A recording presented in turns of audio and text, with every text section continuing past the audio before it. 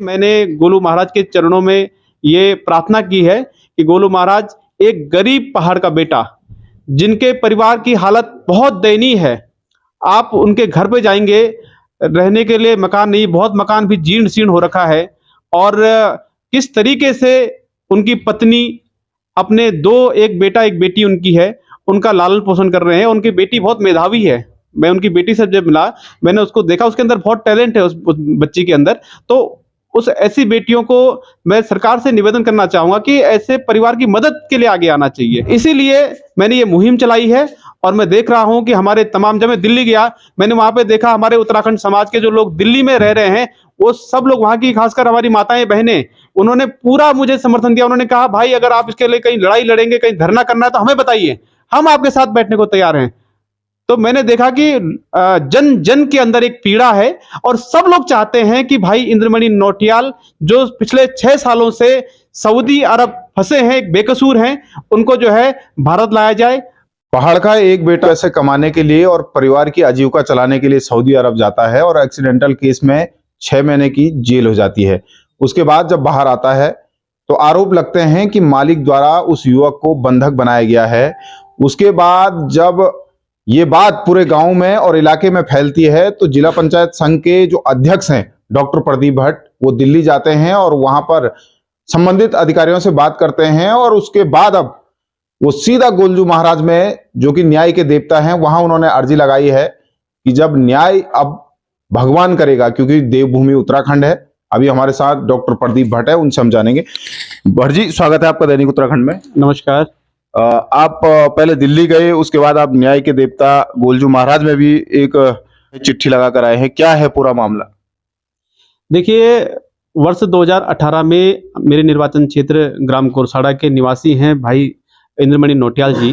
वो रोजगार के लिए सऊदी अरब जाते हैं और जहाँ पर उनके साथ एक दुर्घटना घटती है, जिसमें एक तेज रफ्तार से आती हुई कार जो है उनके ट्रक से टकराती है और 3 लोगों की उसमें मौत होती है। उसके बाद क्योंकि उसका जो मेन कारण था कि ट्रक का बीमा नहीं था, इंश्योरेंस नहीं था और उसमें जो है इंद्रमणि नौटियाल जी लगभग 10 महीने वो जेल में रहते हैं। उसके बाद जब वो जेल से छूट के आते हैं तो उन कंपनी के जो मालिक है, फिडक कंपनी के, वो कंपनी के मालिक ने उसका पासपोर्ट जब्त किया हुआ है और जिस कारण वो भारत नहीं आ पा रहे हैं। और भारत में आप ये देखिए कि 6 साल पहले, 6 साल का समय हो गया है और उनकी बेटी उस समय 13-14 साल की थी और आज उनकी बेटी 19-20 साल की हो गई है। अब आप अंदाज़ा लगा सकते हैं कि उनके परिवार के ऊपर कितना बोझ है, आर्थिक संकट से कितना जूझ रहा है। मैं खुद उनके घर पे गया था, 3-4 बार उनके घर चला गया हूँ। मैंने देखा उनकी आर्थिक स्थिति बहुत दयनीय है और इसको लेकर के मैं माननीय विदेश मंत्रालय में गया था। मैंने वहाँ पे जो विदेश राज्य मंत्री माननीय मीनाक्षी लेखी जी, उनसे मुलाकात की और उनके सामने ये प्रकरण रखा और उन्होंने आश्वस्त किया कि हम जो है इस पर सकारात्मक कार्रवाई करेंगे।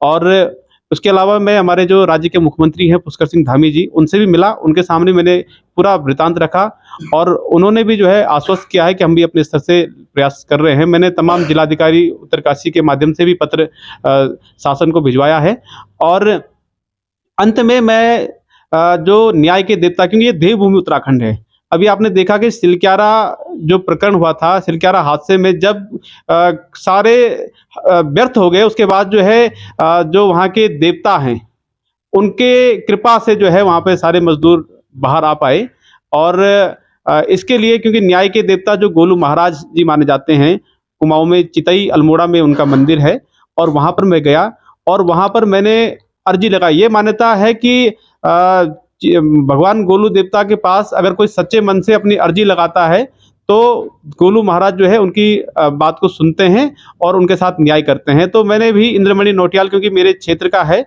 और ये मेरी जिम्मेदारी बनती है कि मैं उनको भारत लाने के लिए विदेश में फंसे अपने एक भाई के लिए जो है न्याय के लिए लड़ाई करूं और मैं इसके लिए मैं गोलू महाराज के पास गया। मैंने उनके चरणों में एक अर्जी लगाई है और मुझे उम्मीद है कि गोलू महाराज जो न्याय के लिए जाने जाते हैं, विश्वविख्यात है हमारी देवभूमि, तो वो जो है न्याय करेंगे गोलू महाराज जी। इंद्रमणि नौटियाल जी से क्या उनके घर वालों की या आपकी किसी का संपर्क हो पा रहा है उनसे अभी? इंद्रमणि नौटियाल जी से मेरी कई बार बात हो रही है, मेरी लगातार उनसे व्हाट्सएप के माध्यम से बातचीत हो रही है। क्या कह रहे हैं वहां से वो वही कह रहे हैं कि आप जो है मुझे किसी प्रकार से भारत लाएं, और उन्होंने एक ऑडियो भी वहां से अपना जारी किया था। उसमें उन्होंने मुझे बताया कि वहां पे जो है किस तरीके से उनको प्रताड़ित किया जा रहा है। वहां उस कंपनी के पास हजारों ट्रक हैं, और वो जो है जो ट्रक ड्राइवर हैं वो कभी किसी एक ट्रक को नहीं चलाते हैं, बल्कि उनके पास जो है हर आधा घंटे में ये 1 घंटे में वो ट्रक बदलते रहते हैं। तो इसलिए अगर जो बेसिकली ये केस है, ये केस इंश्योरेंस ना होने का केस है। कि अगर ट्रक का बीमा हुआ होता तो ये नौबत ही नहीं आती। लेकिन उस ट्रक का क्योंकि बीमा ना होना, वो कंपनी की लापरवाही है, कंपनी के मालिक की लापरवाही, ट्रक के मालिक की लापरवाही है, उनके कारण जो है बीमा नहीं हो पाया। तो इसमें इंद्रमणि नौटियाल का कोई दोष नहीं है, वो बेकसूर है। और इसी को लेकर के मैंने गोलू महाराज के चरणों में ये प्रार्थना की है कि गोलू महाराज, एक गरीब पहाड़ का बेटा जिनके परिवार की हालत बहुत दयनीय है, आप उनके घर पे जाएंगे, रहने के लिए मकान नहीं, बहुत मकान भी जीर्ण शीर्ण हो रखा है, और किस तरीके से उनकी पत्नी अपने एक बेटा एक बेटी उनकी है, उनका लालन पोषण कर रहे हैं। उनकी बेटी बहुत मेधावी है। मैं उनकी बेटी से जब मिला, मैंने उसको देखा, उसके अंदर बहुत टैलेंट है, उस बच्ची के अंदर। तो उस ऐसी बेटियों को मैं सरकार से निवेदन करना चाहूंगा कि ऐसे परिवार की मदद के लिए आगे आना चाहिए। और मैं अपने तमाम उत्तराखंड समाज से भी अनुरोध करना चाहूंगा कि अगर हम अपने पहाड़ के एक भाई के लिए आगे नहीं आएंगे तो फिर कौन आएगा? ये हमारी लड़ाई है, इसको हमको ही लड़ना पड़ेगा। और इसीलिए मैंने ये मुहिम चलाई है। और मैं देख रहा हूं कि हमारे तमाम, जब मैं दिल्ली गया, मैंने वहां पे देखा हमारे उत्तराखंड समाज के जो लोग दिल्ली में रह रहे हैं, वो सब लोग, वहां की खासकर हमारी माताएं बहनें, उन्होंने पूरा मुझे समर्थन दिया। उन्होंने कहा, भाई अगर आप इसके लिए कहीं लड़ाई लड़ेंगे, कहीं धरना करना है तो हमें बताइए, हम आपके साथ बैठने को तैयार हैं। तो मैंने देखा कि जन जन के अंदर एक पीड़ा है, और सब लोग चाहते हैं कि भाई इंद्रमणि नौटियाल, जो पिछले 6 सालों से सऊदी अरब फंसे हैं, एक बेकसूर हैं, उनको जो है भारत लाया जाए, स्वदेश लौटा लाया जाए। सरकार और समाज सेवियों से आपने गुहार लगाई है कि मदद के लिए आगे आना चाहिए, उनकी आर्थिकी थोड़ी मजबूत हो सके। आप अपने स्तर पर भी कुछ मदद करेंगे या कर चुके हैं? निश्चित तौर पर मैं अपने स्तर से भी, क्योंकि मेरे निर्वाचन क्षेत्र का है, मैं उनको वहाँ पर मैं कुछ कार्य उनको दूंगा, ताकि जो है उसके माध्यम से जो हमारी बहन है उसकी कुछ मदद हो पाए।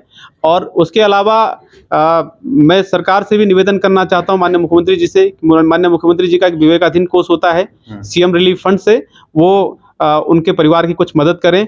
और उसके अलावा जो सबसे महत्वपूर्ण है कि भाई इंद्रमणि नौटियाल की वतन वापसी, ये सबसे बड़ा मुद्दा है। क्योंकि उनकी बेटी देखिए 19-20 साल की हो गई है, उसकी शादी होनी है, तो उसकी शादी के लिए अगर पिता घर आ जाए तो कितना अच्छा रहेगा। और वो बेटी के आंखों में मैंने जब आंसू देखे, और वो जो बहन जो इंद्रमणि की पत्नी है, उनकी आंखों में मैंने जो पीड़ा देखी है, जो दुख देखा है, वो मुझसे सहन नहीं हो पाया।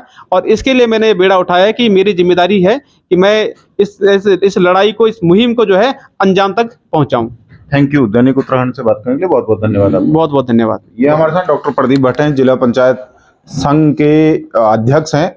उन्होंने कहा कि जिस तरीके से उन्होंने मुहिम चलाई है कि इंद्रमणि नौटियाल को किसी भी हाल में वतन वापसी करवानी है, और इस बीच उन्होंने तमाम समाज सेवी संस्था और जितने भी पॉलिटिकल लोग हैं उनसे ये उम्मीद और गुहार भी लगाई है कि जो इंद्रमणि नौटियाल का जो घर है पहाड़ में, उनकी स्थिति परिवार की स्थिति बेहद दयनीय है।